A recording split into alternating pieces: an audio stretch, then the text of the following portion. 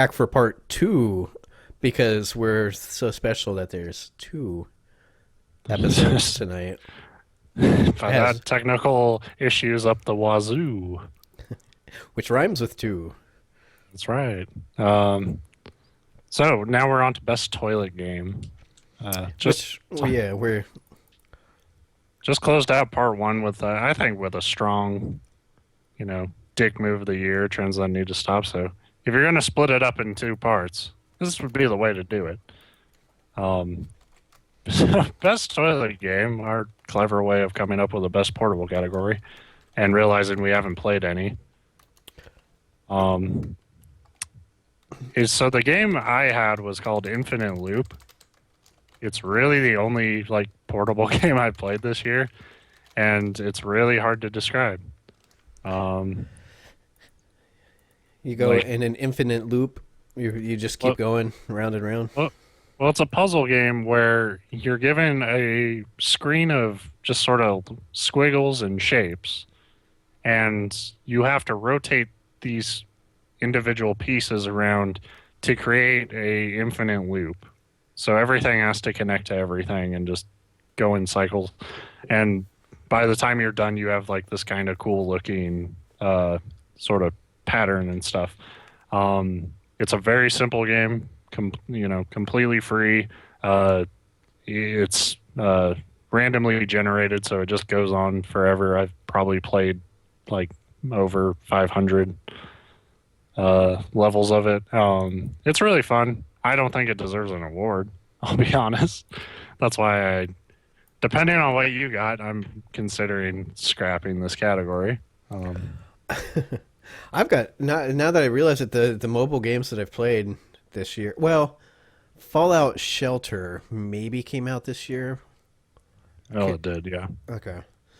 So there's that. That wasn't on my list because I didn't like it like everybody else did. It was okay, but um, and then I played Marvel Puzzle Quest or whatever, but that came out like 6 years ago or something. Not quite that long, but that's an old game that everybody played and loved last year or the year before. And then I was like, I'm gonna download something on my phone. The shame of it is there were some really interesting things I think that came out on 3DS. It's just neither of us.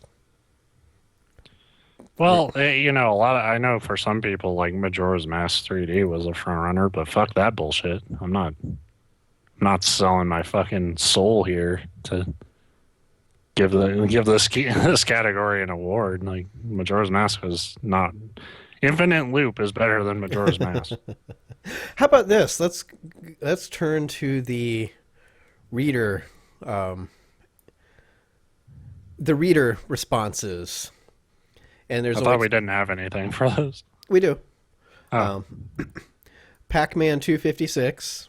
I don't even know what it is, but I assume it was some oh, kind of I actually heard about that. I never played it, but I heard a lot of people were enjoying it. yeah. So that was one. Life is Strange person left that one blank, so we're gonna say Well, Life is Strange. I was gonna say yeah, Yeah, Candy Crush. Watching somebody play Life is Strange on the Twitch app on your iPhone. Um, and then Steam World Heist, which I know a lot of people, including Derek, of course, loved. that's true. Yeah, Derek really liked it. But that was a hard Um, one because technically the game came out between when we picked this category and now. yeah. So So yeah, so that was not kind of a sure. crappy category, eh? Yeah, it's pretty bad. Eh? Yeah, Crappy toilet yeah, games, eh? yeah. I got you. I feel you. I feel you, buddy. Um, moving on. We'll just pretend that category never It didn't happened. happen. Yeah. Uh, best artistic direction. Um, I feel like I've been starting off a lot of these, so I'll let you get to it. But I will say, this was another category that normally is pretty big for us, but I had a lot of trouble like really picking one game that I thought was like so breathtaking that it stood out I among.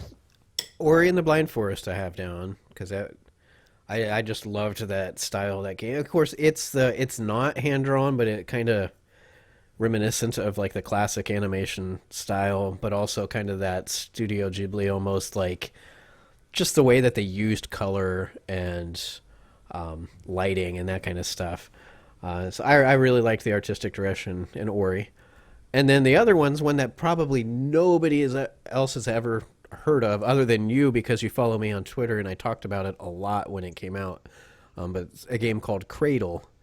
And what I really liked about that, it's a real small game. The game itself, I was kind of disappointed in. It's almost like I called it an object based puzzle game, kind of like Myst or Riven, except for the modern style where you get free. It's not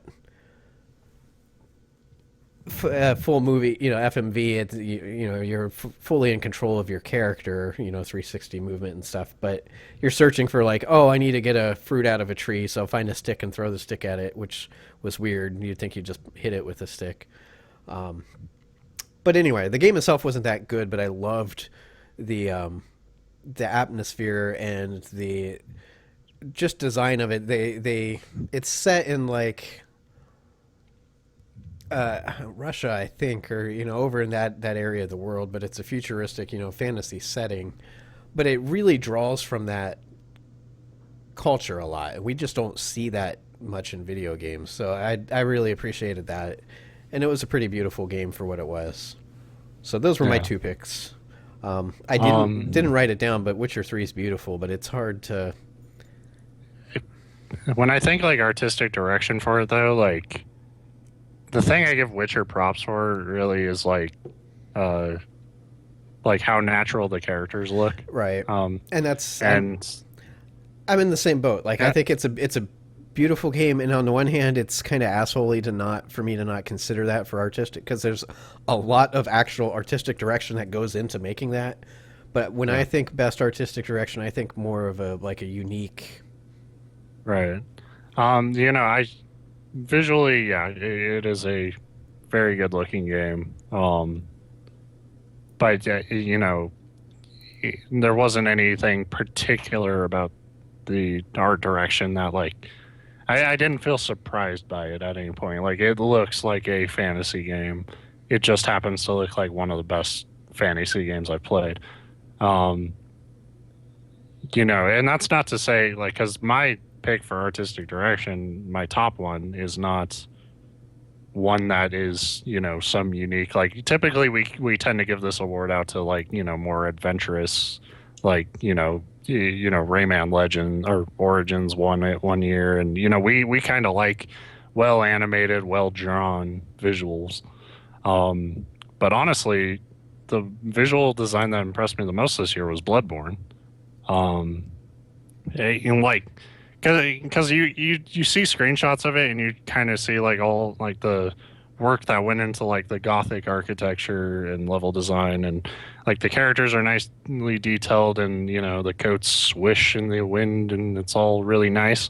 But the monster design I think is top notch. I don't know if there's a game that has such good enemy design, um, and enemy design that like complements the type of gameplay of these games, where in like a game like Dark Souls, you would just see like a knight on a hill, and what terrified you about him wasn't so much his design, but the fact that he would fuck you up.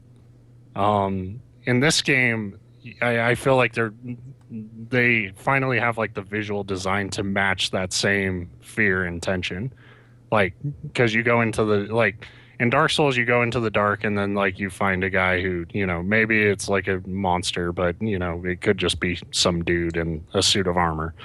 In this whatever you're going to find is definitely going to be fucking horrifying.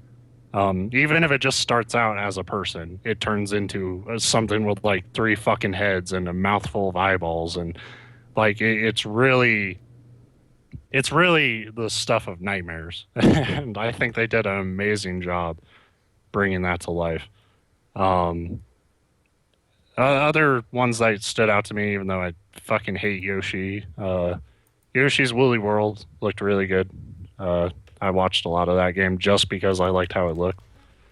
Um, I liked how they didn't do the Kirby thing where it was just like a 2D Right. sort of thing. Like these are fully formed like wool figures, and I thought that was really well done.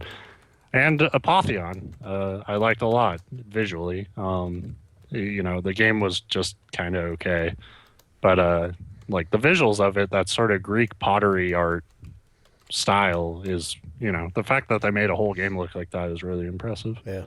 I know, and that's what I haven't played it, and I don't know if it's actually out, if it's just a demo or early access or what. But there's the cave painting one. In fact, I think there's a couple now, but there's when they came out that was kind of that same thing, the idea, except with like the cave paintings and you're hunting mammoths or something, or maybe you're playing. I don't know.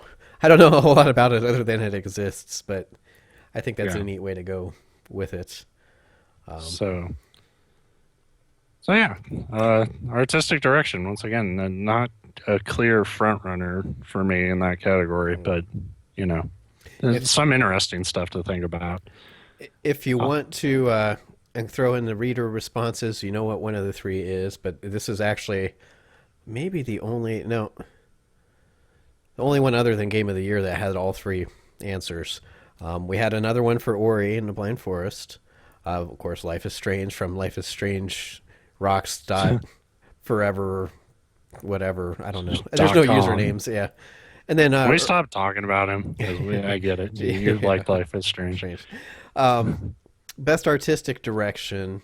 The third person had Rise of the Tomb Raider, which is interesting because that kind of gets into what we were just saying with Witcher 3, in that it's like it's something that I almost don't even consider because Well, you made realistic characters look good, and the and that's and something to praise, but it's not something that really stands out to me when I'm thinking the best artistic right. direction. But like I said, and maybe this is coming from because as it's my background, I started out in animation before taking a lot of weird fucking turns.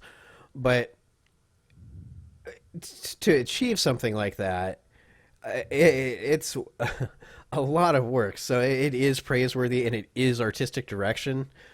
Photorealism or video game realism, because I hesitate to call it photorealism yet. Although sometimes it's pretty damn close. Uh, there's so many things to consider from, and it's not just making a model that looks realistic and texturing it. You have to add like the different effects of the different materials and skin and lighting and shadows and all sorts of things. So yeah, I mean it's up there. It's just funny because, like you said, I'm with you. It's just I don't consider that when my mind goes to artistic direction. I'm thinking Well, painterly or well, I I don't know. think I think part of it is because of like what those types of games are. The best you can kind of do is like make it so your like visuals don't detract from the overall goal of the game. Whereas when I'm thinking like best artistic direction, like what art like Well, elevated this to here would like a be an whole, interesting thing to consider. You take something like Witcher 3 and or Rise of the Tomb Raider, and as amazing as they are now, even in 5 years or 10 years, we're going to look at that and be like, man, that's right, crude. But if you take something like Ori and the Blind Forest, this is one I know you say, oh, mention we get this person likes Life is Strange. It did have pretty decent artistic direction. Not, it wasn't nearly high enough to get on my list, my short list for it. But even something like that, when you go more abstract or more like like whatever, I think even like something like Bloodborne though, just by the nature of like the design of the characters in it and sure, because stuff, it's like not that will age better right. than something like The Witcher visually.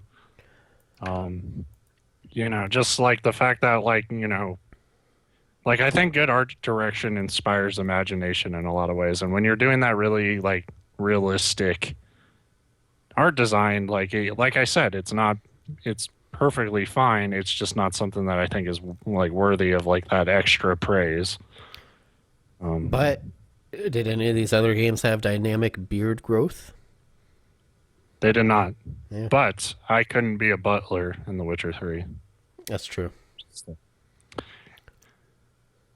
Also, you can't make Geralt look like the Joker, which some people have pulled off in Bloodborne. I don't know how, but they did it. He dresses like a clown throughout most of the game, but Yeah. Um, yeah, that was something funny. Like how my Geralt did not look like decent until like halfway through that final quest gauntlet. I was Um, wearing a white and blue checkered jester basically coat for at least half of the game. Yeah. Yeah. So But that's another one that's probably going to take some consideration. Biggest disappointment. oh, Oh man. Besides this show, yes, yeah, besides we our ruled that lives. out last week. So if you're Yeah. thinking of that joke right now, good for you. We thought of it too. We thought of it as soon as we thought of the category. Uh, Uh, so for me, I'll do the runners up, but mine is really obvious. Uh, Metal Gear Solid 5's ending as a joke. Like that game's really good, but fuck, man. Um, Fallout 4, I think. Yeah, I was expecting to lose so much time to Fallout 4. I was convinced I wasn't going to finish Witcher because I was going to be playing Fallout 4 for, months. And the fact that it didn't grab me really at all is kind of disappointing. But, you know, I hated Arkham Knight so fucking much. And I loved the other games so fucking much that there's really no other game for me to pick personally. Arkham Knight was that game should have been everything. That game should have been a front runner for Game of the Year. Um, and they fucking bungled it so much bungled, that I used the word bungled. soiled it, soiled it, soiled it. So stop it, SpongeBob. I'm glad. Um, I was surprised you got the reference. I didn't think you would, but yeah, that was just before I stopped watching cartoons. So yeah. Um, I actually struggled with this category a bit. because you're a nice guy. Yeah, no, it's because I have zero expectations of anything. Um, Beyond Eyes, I was the one that I ended up putting down, and that one is hard to say. It's hard to justify in that my expectations for it. It's not like I was spending all of last year. Like I can't wait till this indie game comes out. In fact, I only heard about it maybe a month or two before it finally came out. But it looked really cool. It had such a really unique visual style, but it also had the um, potential to tell a really cool story. I mean, its protagonist is about a girl who loses her sight. Um, so it starts out and you have it, and then she loses it, and she's kind of coping with this new scary world around her. That suddenly everything that was familiar is unfamiliar and potentially dangerous. And she really retreats back, into her shell and is afraid to really go out into this new world until her cat runs away, and you're trying to find your cat, and that's enough to like motivate her, even though she's really scared to go out. And you could have told a really cool story with that, but the game sucked. I mean, it was fucking boring and pointless. It, when you say use the word like walking simulator, that's what this is. There's like no puzzles to really solve. You're literally just like the whole world's white, and as you walk near something, it paints it in this like really cool multi like watercolor looking paint. So you flesh out the world as you walk, kind of like what was it, the blind or the unfinished swan. Yeah.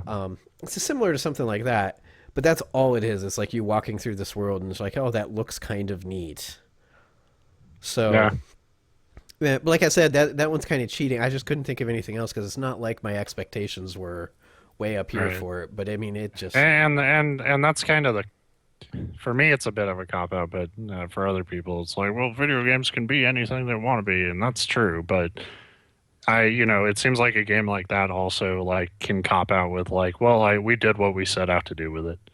yeah, It was a visual experiment, yeah. um, which is fine. Do whatever you want to do, but I'm allowed to think it's shitty.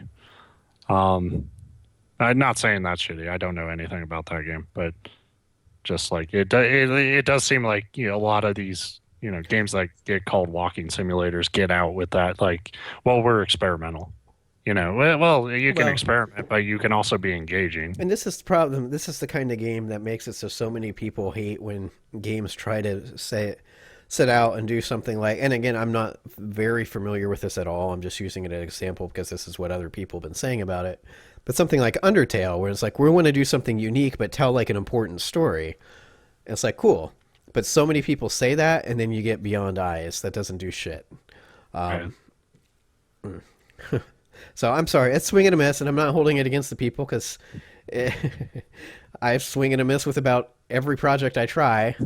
Um, but yeah, it was pretty disappointing.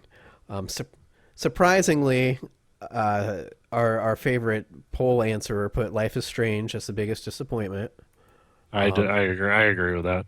yeah, they didn't put it, but I'm saying they did because I can say whatever the fuck I want. Um, Right. Biggest disappointment. This one's interesting because I know nothing about it, but I do know people were kind of pissed with it. But Jackbox Party Pack 2. I know The that that's fuck is that? kind of a. It's a weird, like. I think it's a trivia type game. It's a party game, and I know a lot of people love it, but I don't know crap about it. I've never watched it. I've never played it. But I do know when the second one came out, people were excited because it's like, oh yeah, we're getting more of this. And then I know most of them weren't real thrilled with it. And then Gears of War Ultimate, it was the other response, which if it was up to I me, I would say every Gears of War is the biggest disappointment because I don't like that series at all. I But think like, but that game particularly, like I remember hearing about it. I didn't play it, but like a lot of people were saying like this is kind of the worst sort of like remake or reboot situation where like it exposes just how dated the original game was, like how you remembered it. yeah, And it would have been better to just leave it alone. that's what their note after it says that it had terrible AI, um, which seems interesting because you would think it would have the exact same AI that I had the first time around, and maybe it does. Maybe that's the point. Like you said, it's just like now we're to a point where like, oh yeah, this isn't interesting. It's just bad. Yeah. But those were their two. That's kind of a weak category, kind of up there with our. You know, for me, Arkham Knight is such a slam dunk in that category that because all the gameplay shit that's wrong with it, and you have the Scarecrow, and you fuck it up. Like, how do you fuck up like one of the most interesting Batman villains and just turn him into like just this monotone fucking bomb plot that you have to stop every like certain amount of story beats? Especially since the Scarecrow in the first Arkham, Arkham Asylum, I think is one of the single coolest video game characters ever. Yeah, Um, so you go and from that Scarecrow. to bad. Yeah, and they don't even seem like related. They don't even seem like the same character at all. Didn't they kind of fuck up the Riddler as well? Oh yeah, oh yes. In so like in so much that a lot of his puzzles were Batmobile shit. Um, but yeah, I think yeah, I think there's a lot wrong with that game. You can read my review. But I do think Arkham Knight is the clear winner for in my book. Um, we can move on. Um, we're drunks is all I put down for the next Oh yeah, I category. forgot about this category. Even though Uh, I've got my sheet pulled up here. Um, you know, I so don't even know if this one has much it has much material, but I did kind of want to make a note because I don't know if I mentioned it on Bloodborne, but how I play that game better when I'm hammered. Just all the time. Like, and it's tested. It was tested see, throughout the original playthrough. It's tested in the DLC. Um, and you could say that. Oh well, you're a functional drunk. No, but I think that makes you a dysfunctional drunk. If like yeah, you're you not should be only drinking losing. to excess like you shouldn't, but you're also playing Bloodborne, one of the most like punishing game experiences you could put yourself through. Yeah, Um, for but it best game to drink to, I had to put Rocket League because that's yeah, that was probably my front runner. That kind of goes with best multiplayer in some ways, but in that I play that game a lot with friends. But also Mario Maker was really good when you I think I would if get if I'm drinking. I need something that's very action oriented. Otherwise, I'm just like, I'm old and tired and drunk. I'm going to bed. yeah, and I think Rocket League is that right balance between Like it's almost like watching a sport, and like it's still kind of video game crazy shit I going will on. say I do not play better at Rocket League if I'm drinking, not by a long Absolutely shot. not. I get that fucking double vision. I That's see two balls in the air, I miss them both. I know Um, I'm terrible at hitting the damn thing when I'm sober. So you add alcohol into the mix, and it's but yeah, see now I think you know how they put together variously. Like there's a games writer centric Dota tournament or Dota League that they run. I think they're still doing it. I forget what they called it.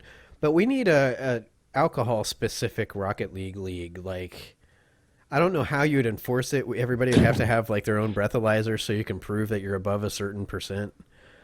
And you'd have to be required everybody be drunk to play. That way you're not the one asshole that's too drunk to hit the ball. Everybody is. Like that sounds fun. And yeah, irresponsible, but fun. yeah. So I mean, yeah, I agree with that. Um, Submissions include Just Cause 3, um, that's probably a strong one. If I played it, I'd probably get a kick out of it. and Rainbow Six Siege, which I Oh don't yeah, that imagine that came one out. being fun, sober or drunk. I don't know. I don't know. If I'm gonna sit here with a straight face and tell you I'm enjoying Destiny, I don't see why Yeah, people can't get a kick out of Rainbow Six if they have a little fucking captain in them. that's true. Maybe I would have been enjoy. I did. You know, we've talked about it before because so many people's go to is to get high and play Counter Strike, and I don't do that because I'm a good boy. Um, but I did You're a drink. square. I did drink and play Counter Strike a lot. Um, and that worked out well. I mean, those kind of games turn out, you get to the point where it's such muscle memory that I think you could be unconscious and still be like Yeah. DE dust. I think I could make my way through that level with my eyes closed, but I feel like any game could win this category as long as it's not Mario Party. Because Mario Party will try to kill you. yes. Um, but yeah, you know, kind of a silly category, showing our off our silly side. Um, Game of the year, the Game game of of the the year. No games came out this year that were any good though. That's right. So Konami, game of the year. Game of the year is 2016. Damn it. You, our listener, is the game of the year. Um, No, we don't appreciate our listeners at all. What are you talking about? those guys are assholes. Have you seen our chat? Um, so I have kind of the no surprises here, really. Bloodborne, Metal Gear Solid 5, and The Witcher 3 are sort of my nominees. The ones the games of games this year. It's funny because this year I really thought was going to be the year where Game of the Year talks, at least for us, for a lot of people, we're not dominated by big AAA releases because they all came out at the end of the year, like they always do. But I'm stupid, and you feel like, oh yeah, this year hasn't been that great, and then whatever. Yeah. Um, Well, like what's funny is that like all these games all sort of came out earlier on. I know Bloodborne. I think that was. I don't know if it was March. It might have been May. One of those M months. Uh, mm, yeah, it was a month.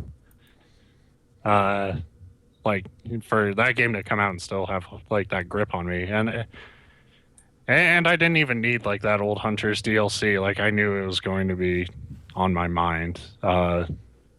Because you know, like the other two games on this, like I like a lot, but there's stuff that's like really noticeably wrong with them. And Bloodborne, I don't really have that.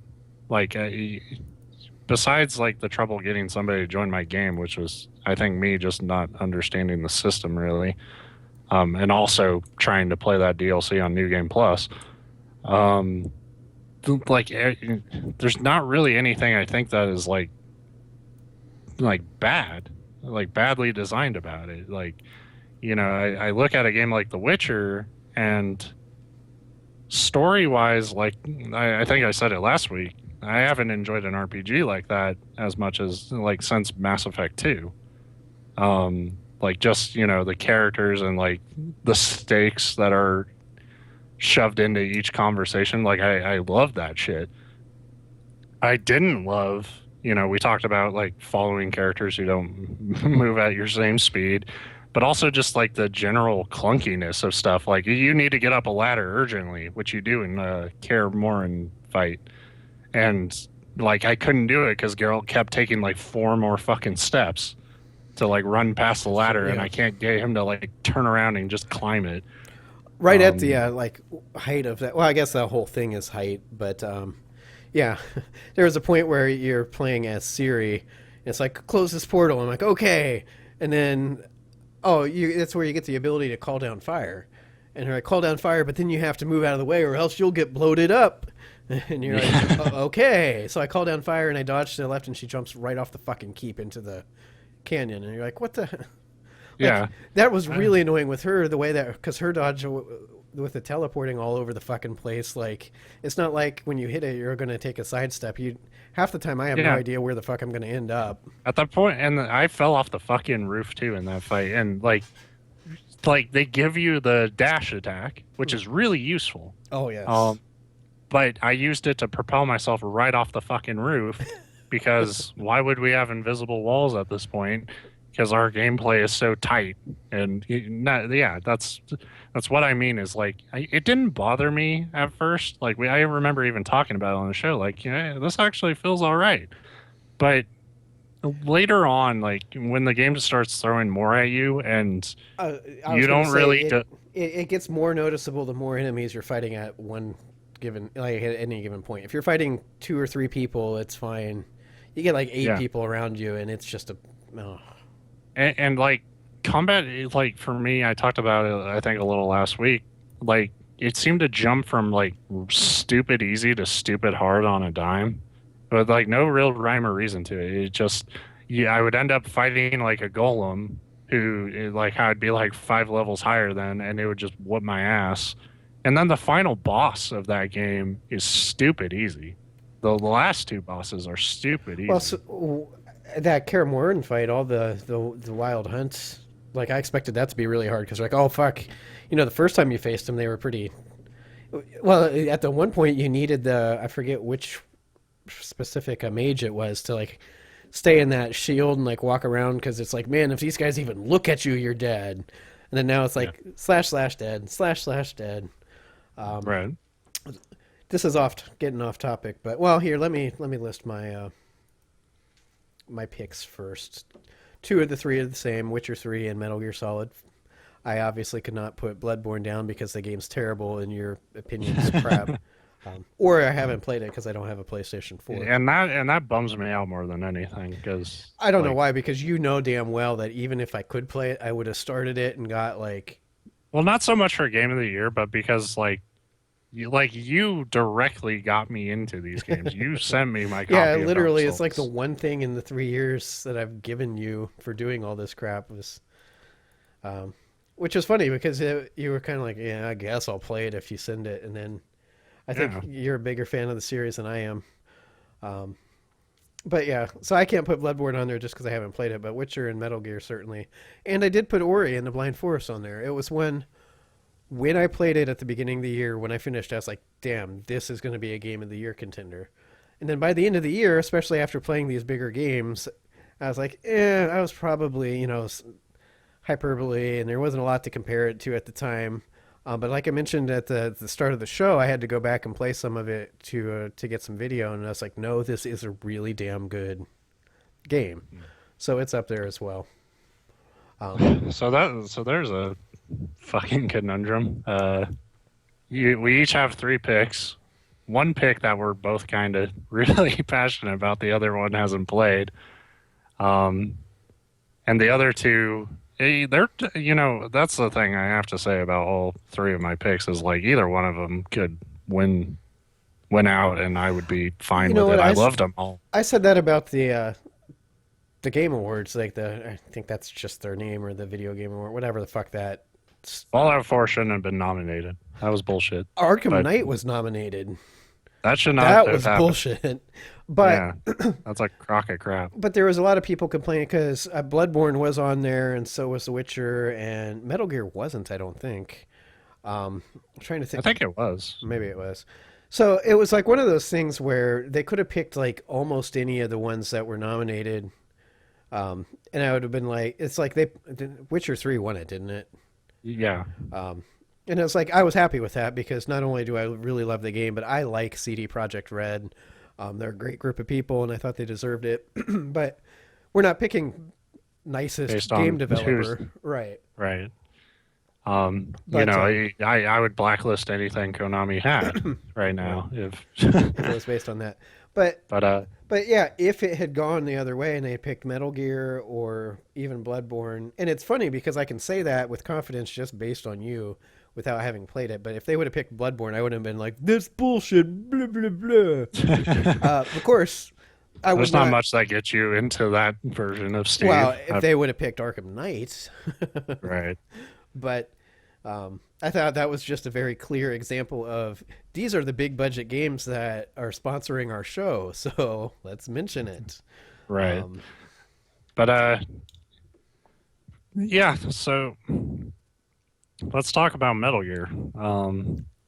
Metal Gear is kind of the other side of the coin, I think, of like I look at that and I look at The Witcher 3, and they're both games I sunk like ungodly amount of time into. Um, but for different reasons.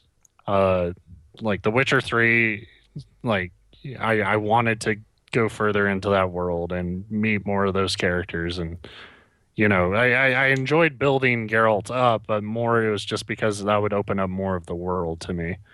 Um, Metal Gear Solid 5, story wise, started really promising.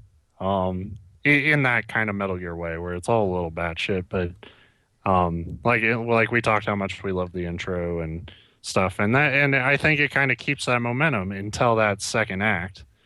Um, but what really kept me playing it for over 100 fucking hours is is the progression and the gameplay of just like every upgrade feels really important, and at the same time like it all feels like it feels like there's no wrong way to play Metal Gear Solid 5 really, and it's probably one of the most like ambitious and successful open world games I've played. Just I was not expecting them to sort of to I think the way we talked about it when it first came out was like this is what I expect Ubisoft is going to be ripping off like in a couple of years and just doing that sure, every and I year hope so. because it would be better. Take Assassin's Creed and make it more Metal Gear like, and it could be a good game. Yeah, I think in a lot of ways Metal Gear Solid 5 will be like kind of like how every action game tried to be Batman for a while. And if not, it should be because that is something you should emulate because that's a game where that's truly a game where you get to decide your approach. It's not like we start you at A and you have to get to B. It's not linear like that. It's not a linear game pretending to be open world. Like it's a game where you're handed this playground and you gotta decide how you're going to accomplish your objectives. And it was so fucking good. And if Yeah, it just had that ending, like I wouldn't even we wouldn't even be talking right now. It'd be like Metal Gear, and then I would run into the street shouting it. I'll put it this way: because I hadn't played Metal Gear, excuse me, or The Witcher for a while, because when you have all these games that you're being pulled between, you only have so much time. When I started playing The Witcher again, like I mentioned, I went back to Fallout to just grab some video, really, and I had no desire to play, like actually get in and like keep playing. Metal Gear, I will say, held up when I went in to grab some video of Metal Gear. It ended up like I need like 30 seconds total of video, and I ended up playing for like an hour. But Right. yeah, but on the same token, I needed 30 seconds of Witcher, and I ended up playing that for the last week, like 15 Yeah. hours. But anyway, so Metal Gear held up way better to that than say Fallout 4, which is not, I didn't have that on my list for game of the year. But I story wise, I'm not far enough in Metal Gear to give it any props based on that. Other than like you said, it was one of my favorite intros to a video game ever. I think, well, like, I'm almost okay with like saying, let's drop just for the sake of like this being, a cooperative effort. Let's drop Bloodborne, let's drop Ori. Ori I really liked, but it was never going to top Witcher in my book anyway. Yeah, Um, and I do my, I'll do my own props to Bloodborne in my own way. But I can't. We've had that happen before, but I don't really like it when it's like our game of the year is the game of the other half of this fucking site did not fucking play. Um, like the only it would have to be like it, if you I were don't know. really, really passionate and say, Bloodborne is hands down better than these other games I that we both played. I am like I stand by what I said. Like these other games are flawed. And while Bloodborne to me, I gave a perfect score, and I stand by it. Not that there aren't flaws in it, but like I don't feel like there are flaws that like there are certain things that I think, if like the developer looked at The Witcher 3 now, they probably would have really done differently. And the same with Metal Gear. Obviously Metal Gear, they wanted to fucking finish it and they couldn't. Um, like Bloodborne, I think has a little more simple of a goal, but they execute it so soundly. Like, I do think it's uh, way superior. But but I can't also back off my other comment, which is like if any of these three won, I would be fine with it. Um, and I think, and I, but I also think like we have two games that you've played. It would be hard for me to explain like why the Dark Souls formula is one of the best things in games right now to like completely trump these other two options. Um, so I'm looking at it more like a Witcher 3 versus Metal Gear thing, and this is more my own personal dilemma, and it's I think The Witcher 3 from a gameplay standpoint is way more flawed. And I gotta say, like after I beat both of them, it's that thing of like they don't leave me wanting more. Like, and I mean that in the best way, where it's like there's so much fucking content there. Like the game after you beat it will keep your side quests to go do if you want, but I'm just like I'm not gonna go fucking play The Witcher for a long time. I'm not getting the DLC. Like, yeah, I'm sure it's great, but I'm exhausted by it. And the same thing happened with Metal Gear.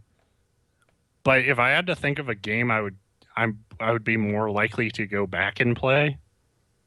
Like I don't know, like because Metal Gear ends on such a sour note, I know what it's all building towards. Like not that the gameplay was like all for nothing, but it feels like going back to that game would feel like a lot of work Yeah. because I know what it's ending with. I know how The Witcher 3 ends, and it ends in a really satisfying way. And there's other ways I can approach the story. So if I do go back to one of these games, it would probably be The Witcher 3. And I'll go back to every game I played at various points in my life, but like The Witcher 3 is the one that I think like it overcomes a lot of its gameplay flaws by having such a well-crafted setting, and executing a story that initially I thought it really is the polar opposite of Metal Gear, where like initially I thought the story was kind of weak, and then it like actually turns out to be this really touching sort of father-daughter story where I wasn't expecting it to, and so I don't know. If I had to go between those two, I would say The Witcher. Well, Um, Witcher. See, for me too, I've got the same bias for Witcher that you have for Bloodborne in that it's not like The Witcher 3 is the first one to come along for me to play that I liked. You haven't played any of the other ones, or did you play two? I'd never played them Yeah. before, So I've kind of got that built in where I've already loved The Witcher and the characters and had that and I pre-existing. probably So have that going on with Bloodborne yeah. to a big extent. Other than it said that one doesn't have the same character, but you have the same franchise basically. It's that same design that I Right. love. I love that merging of like that old school mentality of like this is a game that you have to work to beat. Like you got to figure it out and you got to like get better. And you can feel yourself getting better at the game the more you play it. And I love that feeling.